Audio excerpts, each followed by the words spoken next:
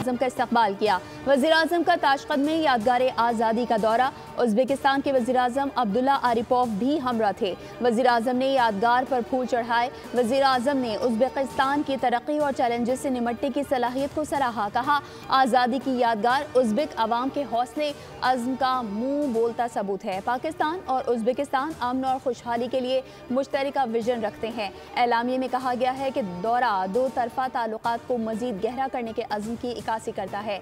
यादगार उज़्बेकिस्तान की तारीख खुद मुख्तारी की तरफ सफ़र की अलामत है।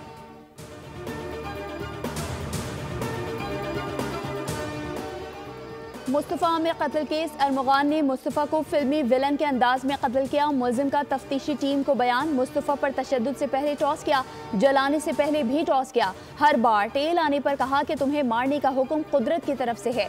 CIA पुलिस ने FIA को मुलजिम से तफ्तीश के लिए खत लिख दिया। गिजरी थाने का ASI भी गिरफ्तार। पुलिस अफसर मुलजिम अरमगान का सहूलतकार था, जिसने तशद्दुद का निशाना बनने वाली लड़की जोमा को तफ्तीश से बचाया। इंसदादी दहशतगर्दी अदालत के फैसले के खिलाफ महकमा प्रोसिक्यूशन की दरख्वास्त पर फैसला जारी। मुंतजिम जज का पुलिस रिमांड की जगह जुडिशल रिमांड का फैसला गैर कानूनी करार दे दिया गया।